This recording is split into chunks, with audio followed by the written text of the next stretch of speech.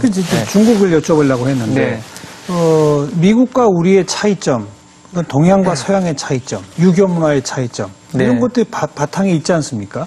중국도 근데 동양이고 유교 문화란 말이에요. 근데 어떻게 중국은 그렇게 빠르게 성장하는 신생기업들이 많아지죠? 중국이란 나라가 참 독특하다고 생각을 하는데요. 제가 한동안 중국을 안 가다가 작년 여름부터 해서 중국을 몇 번 갔다 왔습니다. 그러면서 중국의 유명한 인터넷 회사라든지 이런 데들을 만나면서 이렇게 느낀 것은 굉장히 실리콘밸리 회사랑 비슷하다. 문화가? 문화가. 그렇게 돼 있어요? 왜 그럴까 봤더니 옛날에 문화혁명이라든지 이런 것들을 거치면서 유교 문화가 사라지고 굉장히 평등한 문화가 이렇게 자리 잡았다는 것이죠. 그렇기 때문에 그게 어떤 면에서는 기업 문화라든지 이런 게 새로운 그런 신세대 이 중국의 인터넷 기업이라든지 IT 기업들이 나와서 성장할 수 있는 그런 밑거름이 된 것 같습니다. 그래서 제가 샤오미에 베이징에 방문을 했을 때 사실 놀란 것 중에 하나는 제가 이렇게 직원들이 출근을 할 때 막 만원 엘리베이터를 타고 이렇게 올라가요.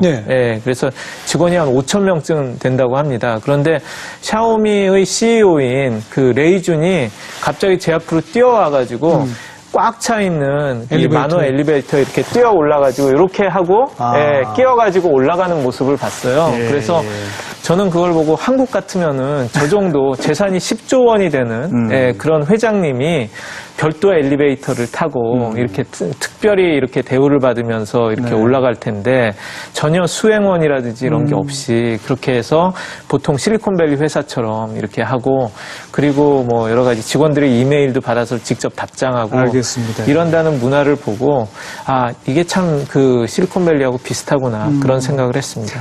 우리가 중국하고 사업을 하려면 관계가 중요하고 공산당 부패가 있고 뭐 뇌물이 있어야 통하고 이것도 벌써 10년, 20년 전 얘기가 돼버린 거군요. 그렇죠. 중국 경제, 특히 IT 분야 이쪽은 거의 미국하고 비슷한 문화로 변화했더라. 그 말이군요. 네네네. 실제로 투자라든지 창업은 어떻게 보면 실리콘밸리보다 더 활발하다는 이야기들도 요새 많이 하고 있고요.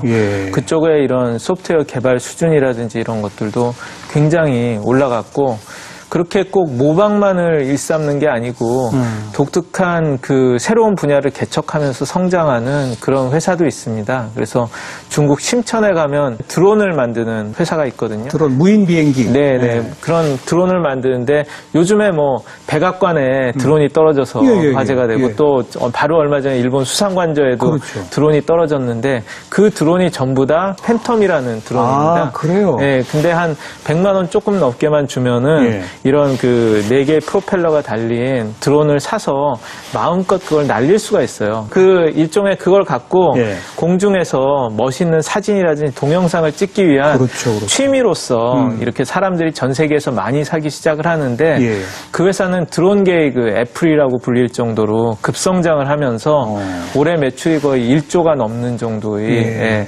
직원도 거의 한 3,000명이 넘을 정도로 불과 한 3, 4년 사이에 직원이 수십 명에서 3,000명이 넘었다는 그런 회사입니다. 그래서 제가 말씀드리고 싶은 것은 그런 샤오미도 지금 5년 됐는데 중국의 1위 업체가 될 정도로 이렇게 급성장을 했고요. 그래서 그렇게 급성장을 하는 회사를 사실 스타트업이라고 하는데 중국에서는 그런 일종의 신화적인 스타트업들이 많이 나오기 시작을 했다는 거고 그 기회를 보고 젊은 친구들이 나도 스타트업 해볼 거야라는 그런 붐 자체가 지금 최고조에 이르렀다는 겁니다.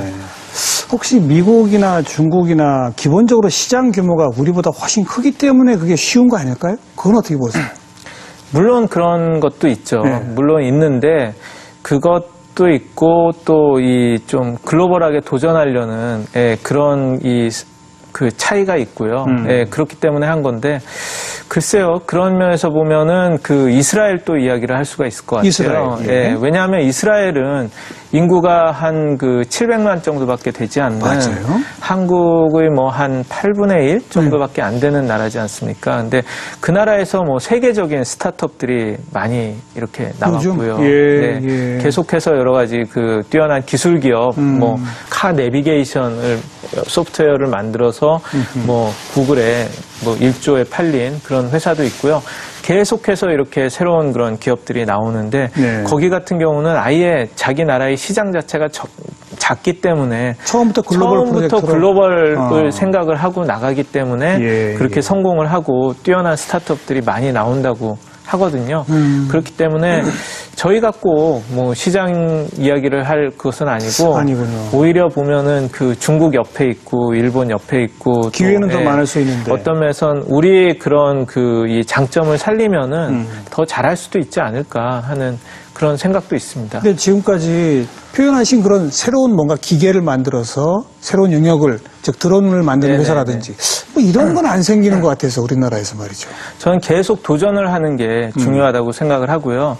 제가 저번에 심천에 갔다가 거기 심천에서 그 이런 스타트업을 돕는 그런 일을 하는 프랑스 사람을 만난 일이 있는데 그 친구는 그 일본하고 한국하고 중국을 다 겪은 거예요. 근데 그 친구가 저한테 딱 한마디로 잘라서 이야기를 하더라고요. 뭐냐 하면 그 한국하고 일본은 좋은 엔지니어들은 다 대기업에 있고 안 나온다.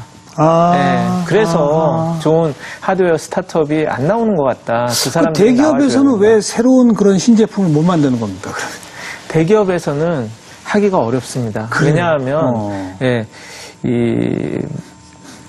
굉장히 이 변화가 빠르고 이 시장의 반응에 빠르게 대응을 해서 소비자들이 구매에 맞는 것을 만들어줘야 되는 시기거든요. 우리가 뭐 스마트폰이라든지 이런 것 자체가 뭐 1년에도 몇 개씩 계속 신제품이 나오고 아주 치열한 경쟁을 하는 마켓이 아닙니까?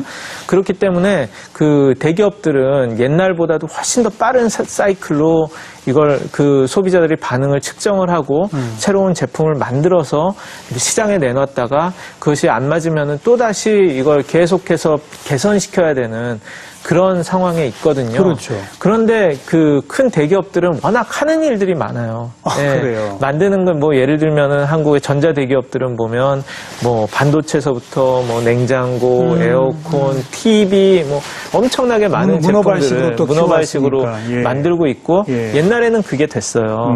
근데 그런 회사가 예를 들면은 뭐 그 쉽게 하는 스마트 체온계라든지 뭐 이런 작은 제품을 만드는 거예요. 만드는 것 자체를 하려면은 작은 팀을 해서 야, 한 10명 정도의 팀을 세팅을 해서 니들이 이걸 만들어 봐라 라고 이렇게 하면 그걸 똑같이 밖에서 만드는 스타트업하고 비교를 했을 때 죽기 살기로 그거 하나만 개발하는 스타트업하고 이 회사를 다니면서 알겠습니다. 뭐 잘릴 위험도 없고 안 되면은 실패하면은 인사이동이 있어서 그 사람들이 바뀌고 처음부터 다시 다른 팀으로 가면 되고 또 이런 식의 그런 절실함이 없는 거예요. 절실함과 주인의식이 없기 때문에 스타트업하고 경쟁을 하면은 대기업 안에서는 이기기가 어렵습니다. 그래서 구글 같은 회사가 그렇게 끊임없이 그 회사를 뭐 매달 쇼핑을 하는 이유가 뭐냐 하면 안에서 그런 작은 혁신을 하려고 해도 안 된다는 것을 아는 거예요.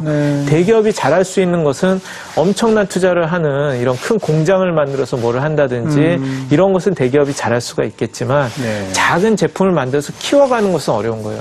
왜냐하면 조 단위로 흑자가 나는 회사가 당장 만들어가지고 흑자가 날지도 안 날지도 모르는 그런 제품에 투자를 하고 계속 꾸준히 하라고 하기가 어렵습니다. 그렇죠. 근데 이 작은 스타트업은 별게 아닌 것 같지만 해서 10년 뒤가 되면은 그게 애플이 되어 있을 수도 있고 페이스북이 되어 있을 수도 있는 거거든요. 알겠습니다. 또 하나 중요한 것은 방금 말씀하신 구글이나 이런 데서는 뭐 기업들을 엄청나게 산단 말이에요.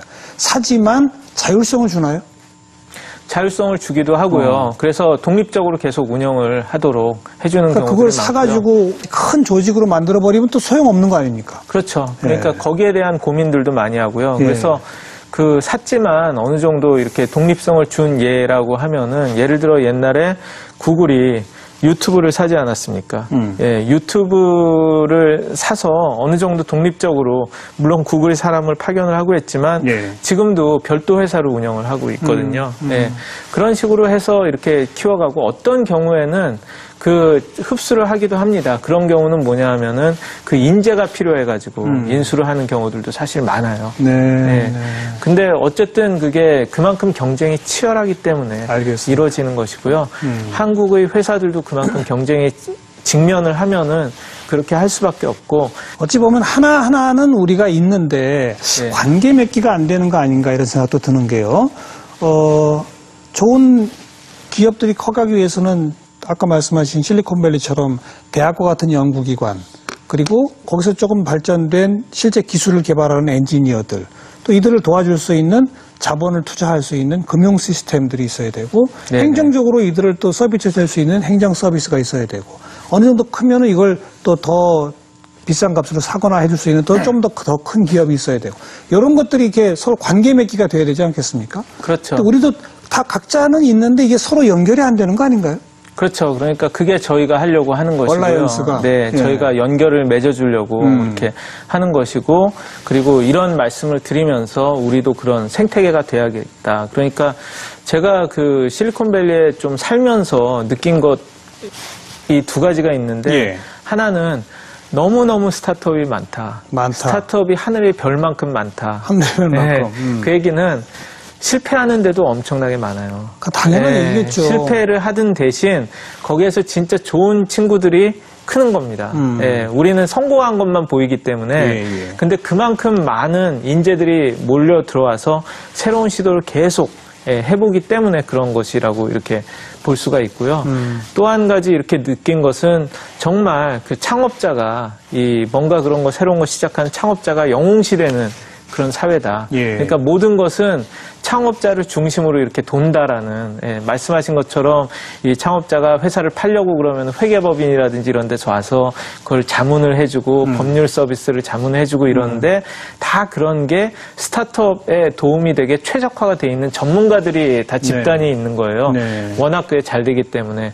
그래서 제가 거기서 만난 젊은 20대 초반에 창업자가 저한테 한 얘기가 이렇게 잊혀지지가 않는데 실리콘밸리에서는 이렇게 자기가 어디 가서든지 창업자다. 그러니까 뭐 이발소에 가서 머리를 깎든 뭐 하든 뭐 너 뭐 하냐 이런 이야기를 하면은 저는 그냥 파운더예요. 예. 이렇게 이야기를 하면은 다들 너 대단하다 뭐 이런 식으로 되는데 그 친구는 버클리를 다니다가 중퇴를 했거든요. 창업을 하려고. 한국에 가가지고 그 이야기를 사람들한테 자기는 이 스타트업 창업자라고 했더니 너 왜 그 좋은 대학 그만두고 그런 거 하냐. 이렇게 이야기를 하더라는 겁니다. 그래서 보는 이런 시각 자체가 이렇게 다르구나. 근데 우리 이런 얘기 하기 시작한 지 도대체 얼마입니까? 빌 게이츠가 대학 중퇴자라더라.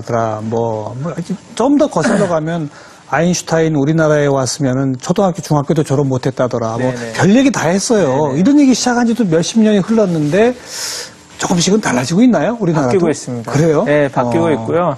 저한테도 계속해서 연락들이 오고 제가 이렇게 알던 그 같이 업계에서 일하던 분들이라든지 그런 분들이 새로 스타트업을 이제 자기가 창업해서 시작하겠다 이런 생각을 갖고 시작을 하시는 분들도 많고요. 네. 그리고 또 하나 또 보면은 이제는 젊은 사람들 중에 인재들이 스타트업으로 떠나고 있어요.